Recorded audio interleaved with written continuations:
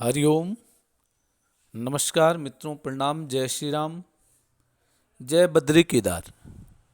मित्रों, एक बार पुनः आपका स्वागत कर रहा हूं श्री शिव शक्ति आध्यात्मिक चैनल पर, जहां पर कि मैं आपको ज्योतिष से संबंधित, आध्यात्म से संबंधित छोटी छोटी और महत्वपूर्ण जानकारियां उपलब्ध कराता हूं। तो मित्रों, आज मैं चर्चा जो कर रहा हूं वह है शनि और बृहस्पति ग्रह के बारे में। शनि बृहस्पति किस प्रकार से अपना प्रभाव दिखाते हैं जब एक दूसरे पे दृष्टि पड़ती है, खास करके विवाह से संबंधित इसका क्या परिणाम निकलता है, उसके बारे में चर्चा करूंगा। तो वीडियो प्रारंभ करने से पहले आपसे पुनः वही निवेदन है, यदि आपने चैनल को सब्सक्राइब नहीं किया है तो चैनल को सब्सक्राइब अवश्य करें। इससे आपको पहले की वीडियो, बाद की वीडियो,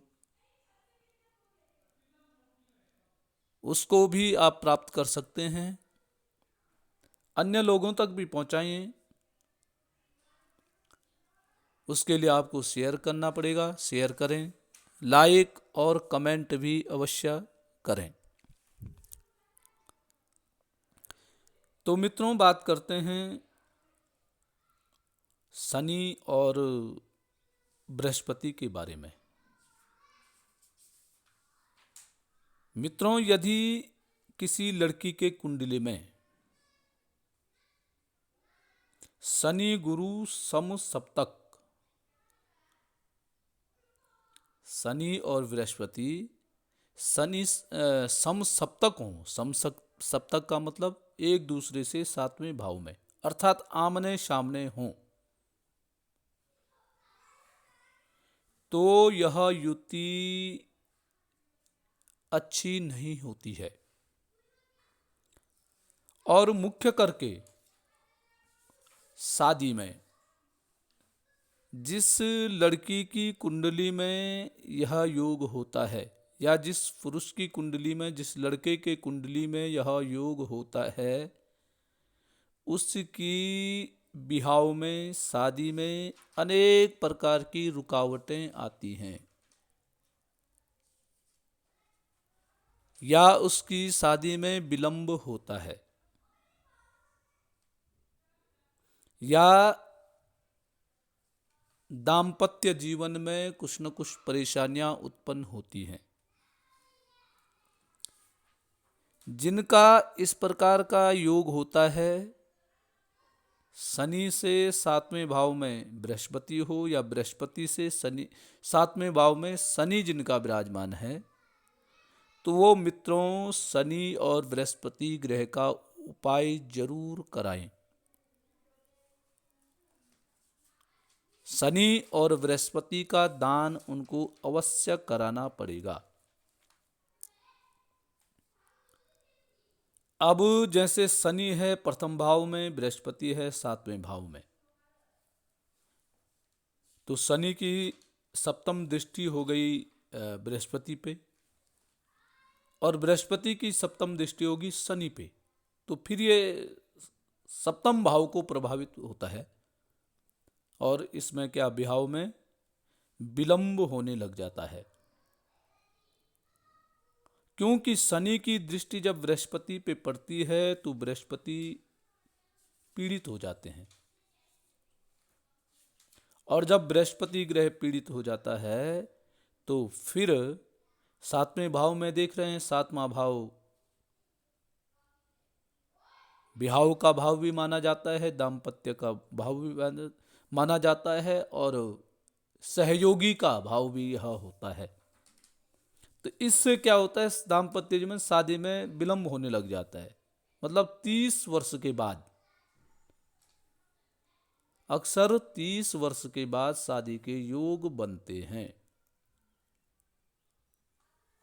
अगर मित्रों लड़की की कुंडली में शनि की दृष्टि बृहस्पति पे पड़ रही है, या सप्तम भाव में न भी हो, किसी भी भाव में हो, और शनि की दृष्टि बृहस्पति पे पड़ रही हो, सप्तम दृष्टि हो या तीसरी दृष्टि हो, दसम दृष्टि हो, जहां भी शनि की दृष्टि बृहस्पति पे पड़ रही है और खास करके लड़की की कुंडली में, तो ये निश्चित समझें कि विवाह में विलंब होगा। ये निश्चित है। इसके लिए ऐसे जातकों को, ऐसी जातिका जो हैं, उनको परेशान होने की आवश्यकता नहीं है, क्योंकि उनका निश्चित है कि 30 के बाद या विलंब से उनका विवाह होगा। तो उसके लिए आप शनि का पूजन कर सकते हैं, बृहस्पति का पूजन कर सकते हैं। तो इसमें थोड़ा सा आपको आराम मिलेगा, परंतु विलंब तो विवाह में विलंब होना निश्चित ही है। ऐसे ही स्थिति क्या होती है, लड़की की तो ये है शनि बृहस्पति, और पुरुष की जो, लड़के की जो कुंडली में है, शनि की दृष्टि यदि शुक्र पर पड़ रही है, शुक्र पे शनि की दृष्टि पड़ रही है, तो फिर यह युति भी शादी में, विवाह में देर कराती है। कोई लड़की है तो उसका शनि बृहस्पति, और पुरुष है, लड़का है, तो उसका शनि और शुक्र। यदि किसी के शादी में विलंब हो रहा है, विवाह में विलंब हो रहा है, रुकावटें आती हैं, जन्मपति जुड़ जाती है, फिर कोई न कोई बाधा उत्पन्न होती है, तो लड़की है तो उनको शनि और बृहस्पति का उपाय करना पड़ेगा। और लड़के की कुंडली में ऐसी स्थिति आ रही है तो उनको मित्रों शनि और शुक्र ग्रह के बारे में उपाय करना पड़ेगा।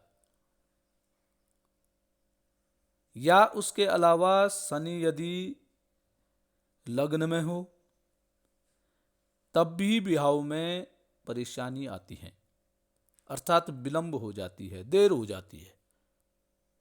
इसके अलावा मित्रों यदि शनि ग्रह किसी के चौथे भाव में है, चतुर्थ भाव में रह करके भी शनि विवाह में विलंब कराने का काम करता है, और सातवें भाव में भी यदि शनि ग्रह बैठा हुआ है तो तब भी शनि विवाह में, शादी में विलंब कराने का काम करता है।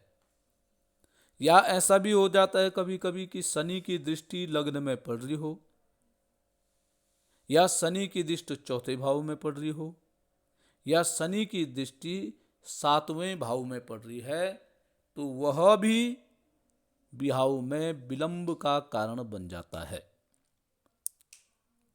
तो इसके लिए एक उपाय और है कि यदि कोई लड़की है, उसकी विवाह में विलंब हो रही है, तो उसको बृहस्पति ग्रह का पूजन करना चाहिए।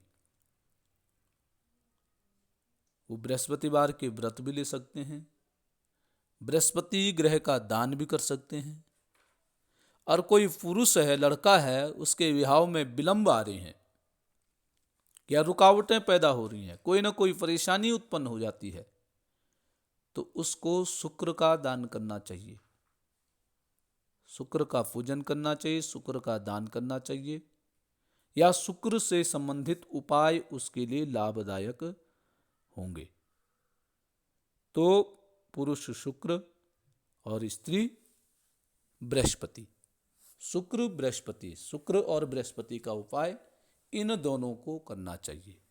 इसके अलावा भी कई योग होते हैं जो विवाह में विलंब करते हैं, परंतु जो महत्वपूर्ण योग हैं ये यही हैं। इन कारणों से विवाह में विलंब उत्पन्न होता है। तो मित्रों, आज के लिए बस इतना ही।